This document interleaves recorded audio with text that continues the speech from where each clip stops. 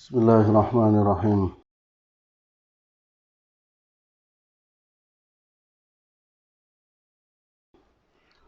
Dari Jabir radhiyallahu anhu ia berkata, aku mendengar Nabi SAW bersabda, sesungguhnya syaitan mendengar panggilan azan untuk solat, ia akan pergi sampai ke tempat bernama Rauha.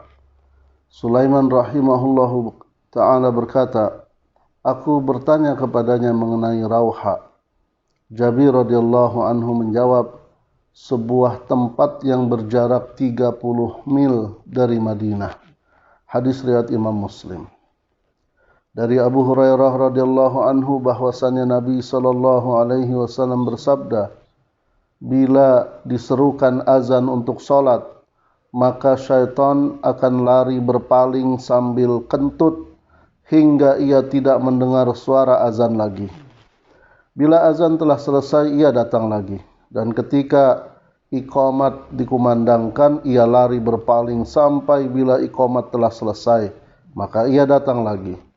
Kemudian ia membisikkan dalam diri seseorang dan berkata kepadanya, ingatlah ini, ingatlah itu. Ia mengingatkan apa-apa yang sebelumnya tidak diingat, sehingga seseorang tidak tahu berapa rakaat ia telah melakukan solatnya. Hadis riwayat Imam Muslim.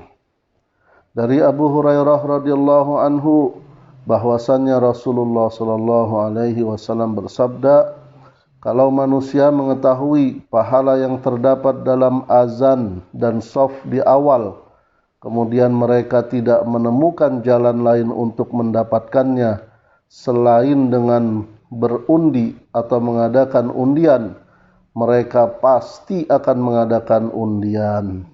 Hadis riwayat Imam Bukhari. Dari Salman Al-Farisi radhiyallahu anhu ia berkata, Rasulullah SAW bersabda, bila seseorang berada di suatu tempat yang tidak berpenghuni, kemudian waktu sholat telah tiba, hendaklah ia berwudu. Jika ia tidak mendapatkan air, hendaklah bertayamum. Jika ia beriqamat, maka dua malaikatnya yaitu Raqib dan Atid akan sholat bersamanya. Jika ia berazan dan beriqamat, maka tentara-tentara Allah yang berjumlah besar akan sholat di belakangnya sehingga tidak terlihat dua ujung barisannya. Hadis riwayat Imam Abdur Razak. Satu lagi dari Uqbah bin Amir radhiyallahu anhu ia berkata, aku mendengar Rasulullah SAW bersabda, Tuhanmu Azza wa Jalla merasa takjub kepada seorang penggembala kambing yang berada di puncak sebuah bukit. Ia menyerukan azan untuk sholat. Kemudian ia pun mengerjakan sholat. Maka Allah Azza wa Jalla berfirman, lihatlah hambaku ini. Ia menyerukan azan dan iqamat untuk sholat karena takut kepadaku.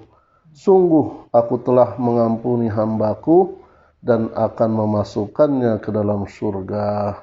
Hadis riwayat Imam Abu Dawud.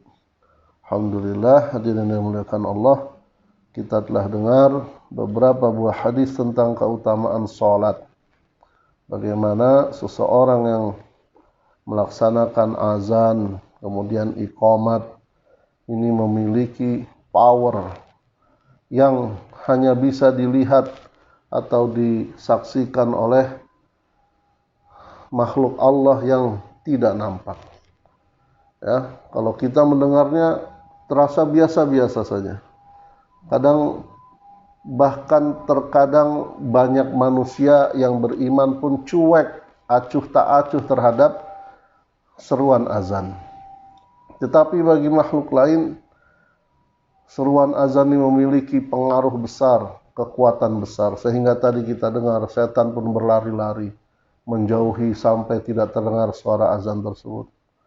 Ya, kemudian kalau orang yang melaksanakan sholat dengan menegakkan azan dan iqamat, walaupun dia seorang diri, maka Allah akan kirimkan tentaranya yang banyak untuk menjadi makmumnya, sampai dua barisannya tidak terlihat.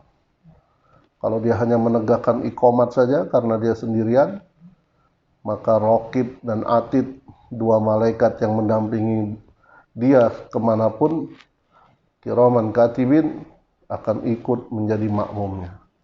Nah, ini kan luar biasa berarti.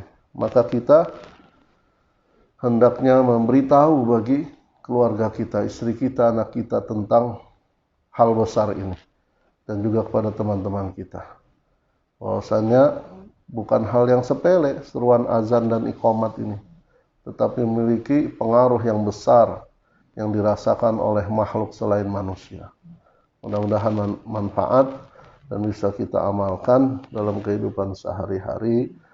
Dan kita tutup dengan kifaratul majlis. Subhanakallahumma bihamdika asyhadu an la ilaha illa anta astaghfiruka wa atubu ilaik.